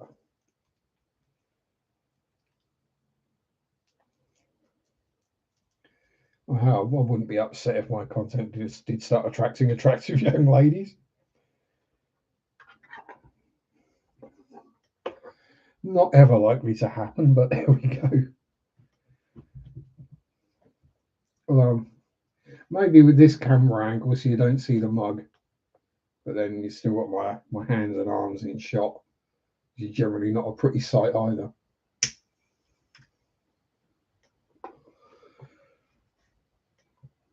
But it does make you wonder. I mean, there are going to be YouTubers out there whose videos. I'm not necessarily talking the big name ones that. I've been with Mary for 10 years now. We're doing great. Um, the trick is that we live in different counties. Um, yeah, 10 years and we haven't had a single argument. Well, 9.5 years. When you get to my age, you start saying how old you're going to be next birthday and how long your next anniversary is.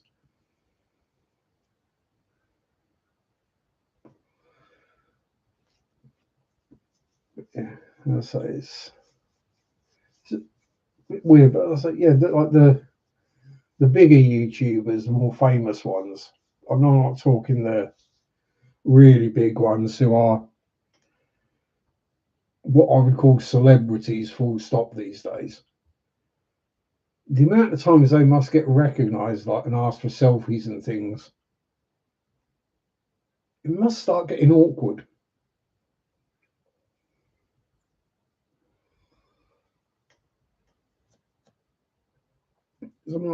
I've met my share of famous people in my life, including plenty of former motor racing drivers and footballers and musicians, blah blah blah.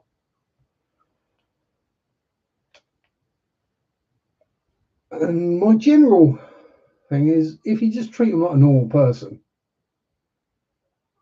they're actually usually pretty cool. So I don't know if you know Martin Donnelly, Formula One driver, had a really bad crash that smashed both his legs. If you've seen the pictures, it was one of him still sitting in the seat in the middle of the track and the car just smashed to pieces. Yeah, he lives locally, so I see him fairly regular.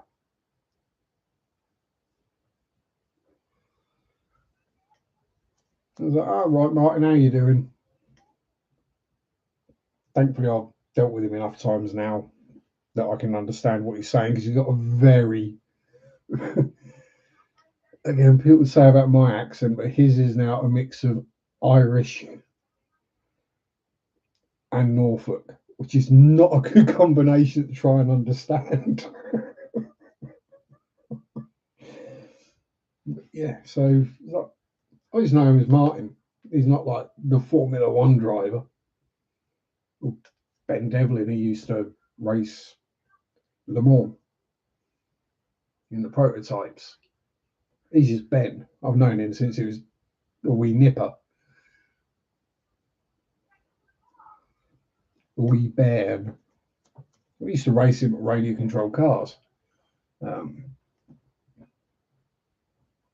but then with those people, I've seen the reaction that people have to them who don't know them.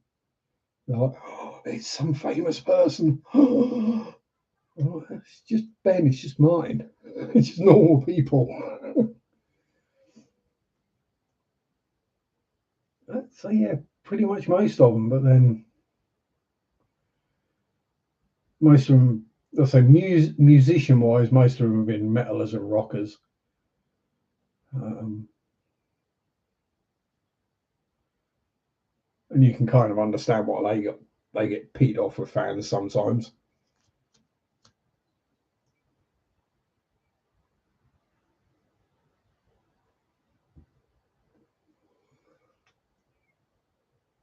But yeah, just treat people like normal people, and you'll get on fine. And obviously, there's a few I would be starstruck if I met. And it's weird because I could probably meet the king and be absolutely fine with it. You know, I'd have to remember the Your Majesties and things like that. But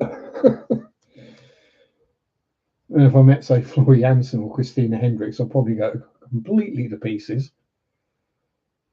Or Stephen Fry. If I met Stephen Fry, I just want to hug him.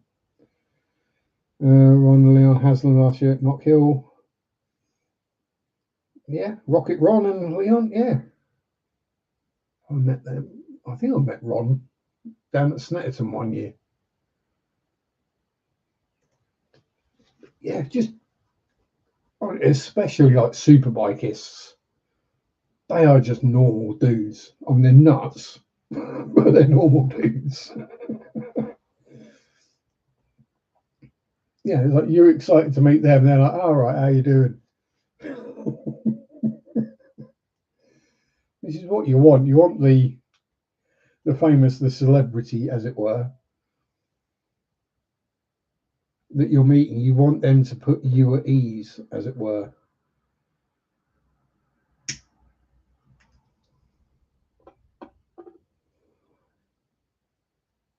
It's like they say you should never meet your heroes. It all depends on how you are and how they react to how you are.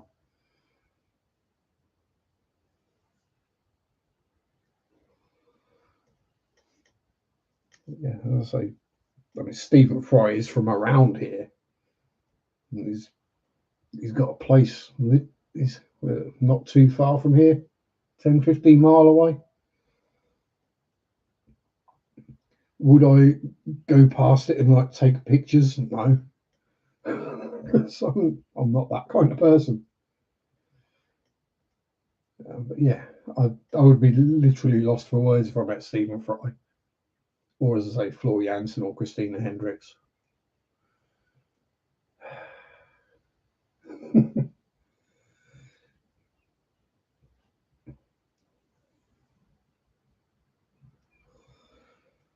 Then you also get a sense of how people are from when you see them in interviews or read the interview. And again, most of them are really just normal, down to earth people. I think a lot of it,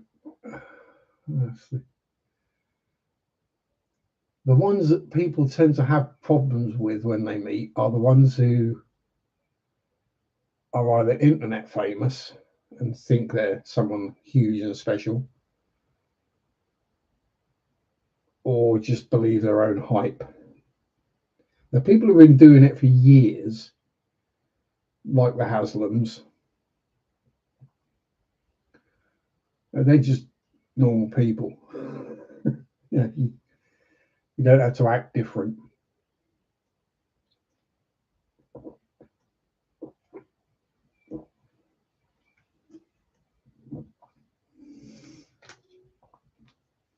And so, because I like to watch the endurance racing, like Le Mans and all, all the various other races that go around.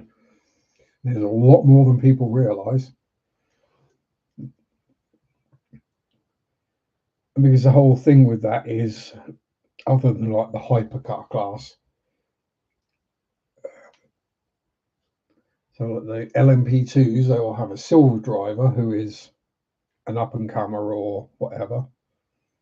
Then the GTs have always got a gentleman driver or a gentle lady driver, and it's just a whole lot more chill and relaxed a vibe. And like the drivers aren't afraid to be themselves in interviews and chatting, and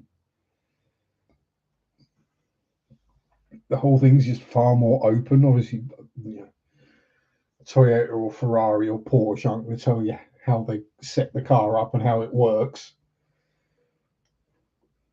But yeah, it's just a whole lot more fun. I mean, things like I think the European Le Mans series. So you get the Michelin Pilot Cup, which is like a 2 hour race.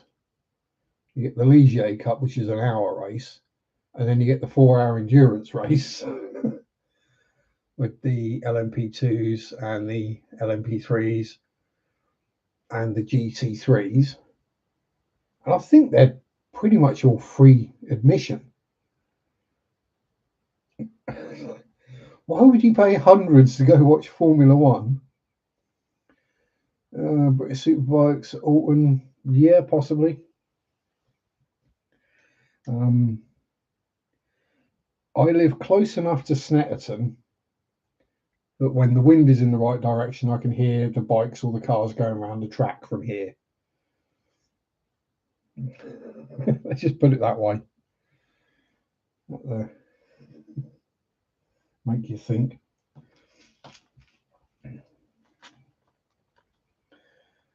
Oh, £20 weight best and rocked 5 miles this morning. Woohoo! So basically, you're wearing a vest that makes you fat again.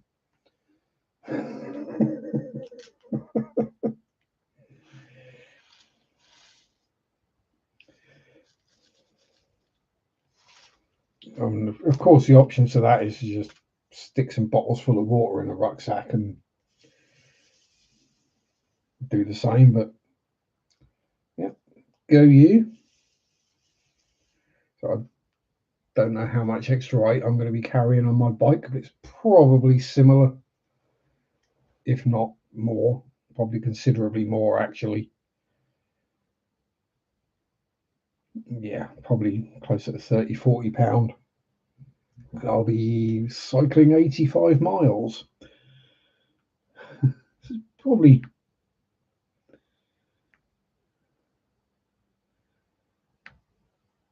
plus I'm way older and way less fit. But yeah, it's going to be fun.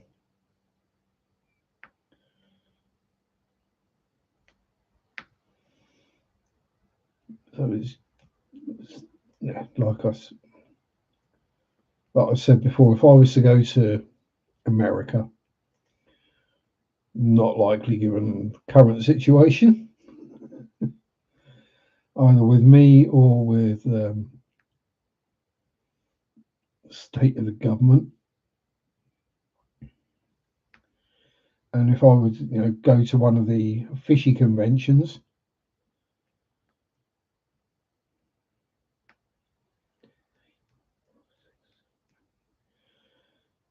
I would probably get recognised either within minutes of walking in because someone would see me, or someone would hear me speaking to someone and like, oh my god, I know that voice.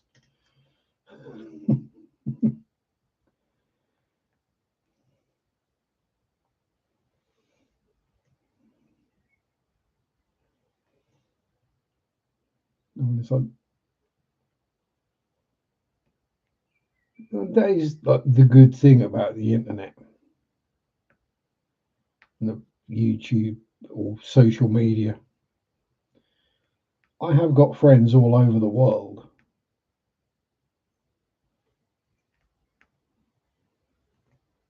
Which almost sounds boastful considering I don't exactly have many friends in the UK.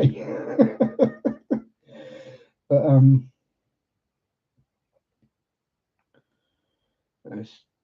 whereas I could go to Chicago and there would be people there I know, or Sydney or Melbourne or in Austria or Scotland,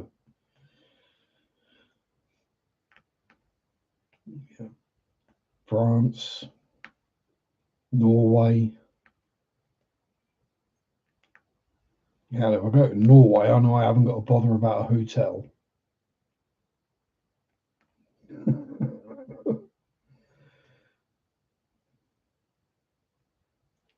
Yeah, probably certain parts of America too,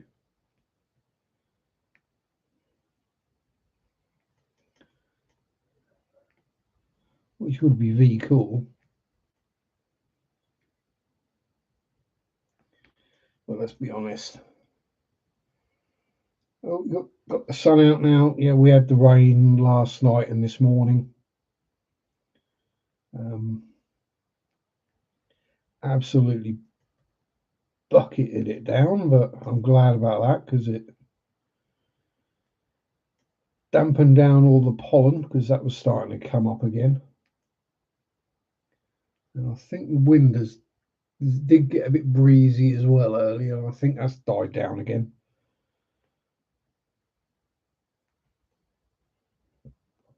So it was pretty much the ideal conditions for a bike ride. Cool, not very windy at all, and dry. And that is bike ride and wild camping. As we all know, camping in the rain sucks at the best of times, but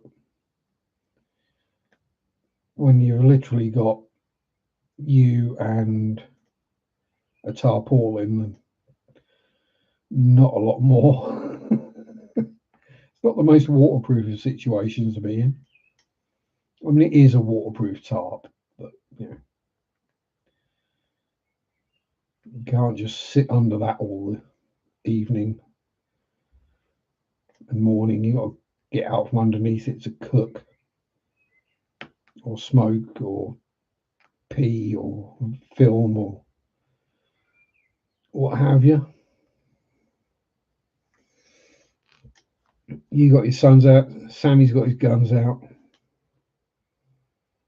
Nice and laugh. Ledo's working along inside. Ben Lodo micro gold. Yep, that sounds a good day to me. Lots of flower gold, so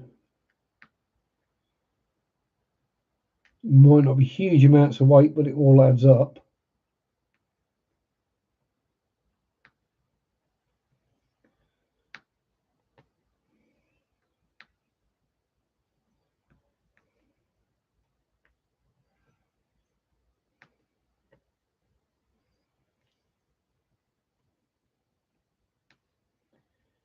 Um, and yeah, I'm not going to be doing that tomorrow. I'm mostly going to be doing water changes tomorrow, but water changes, final preparations, and chill. Make sure I don't eat too much either.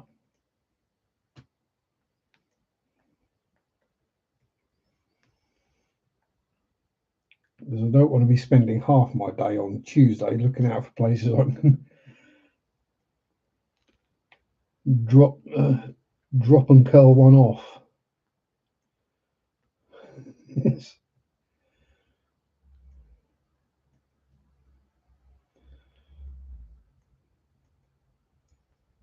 There's only so much you can do.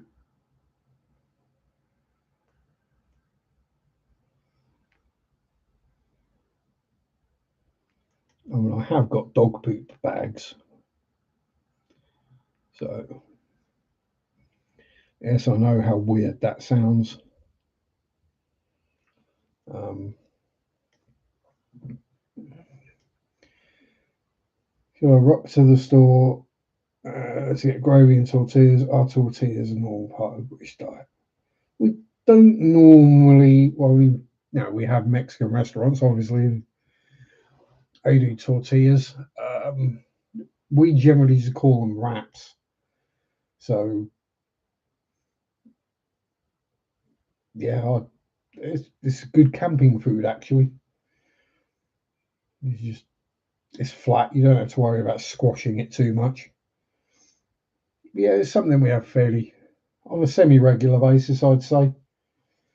Violet different microgold 4 grams. Yeah, so most people don't want it that small, or they can't catch it, which is where the experience comes in and the skill actually catching the small gold.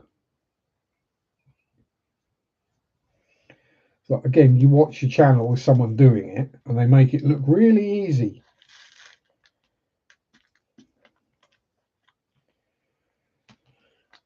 And then you try and do it, and you're like, how the hell? And thank you for the birthday wishes, Samuel. So it's not till Thursday, but I should probably be flaked out most of Thursday, I would think.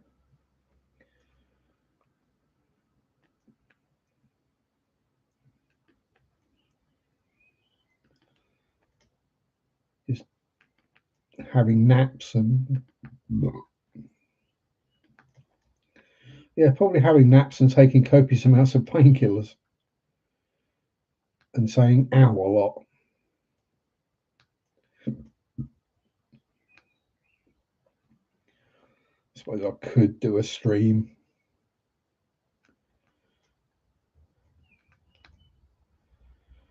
'50th birthday, yeah, maybe I might do. Depends how I feel.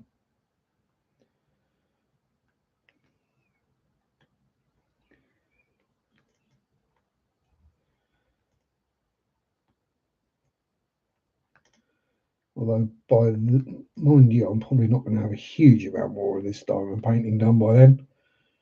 Hopefully enough that I can. Hopefully enough that I can still censor it.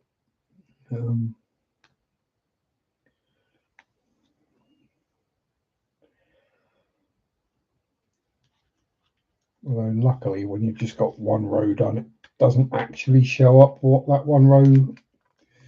Although looking on the picture, it is pretty obvious what it is. You saw my still learning to read. So you notice dressed all in black, wearing a baseball cap, and says Wookie on his shirt as well. That's me. Although I'm going to have to start wearing grey because Mary got me a grey baseball cap. Which is kind of apt for a 50th. Ooh, it's that time already. That went real fast. I just did a row. So yes, I'm going to have to go and get something to eat and cool down a bit because it's getting rather warm up here. So thank you to everyone who's been here. Thank you for the birthday wishes. I might see you all on Thursday. But other than that, have a good week. Have a safe week. Enjoy gold prospecting, whatever other hobbies you're doing. Have fun. Stay safe. Peace out. Rock on. And bye-bye. Sunday sharp do do do do do. Sunday sharp do do do do do. Sunday sharp do do do do do do do do. Mondays suck do do do do do do. Mondays suck do do do do do do. Mondays suck do do do do do do do do.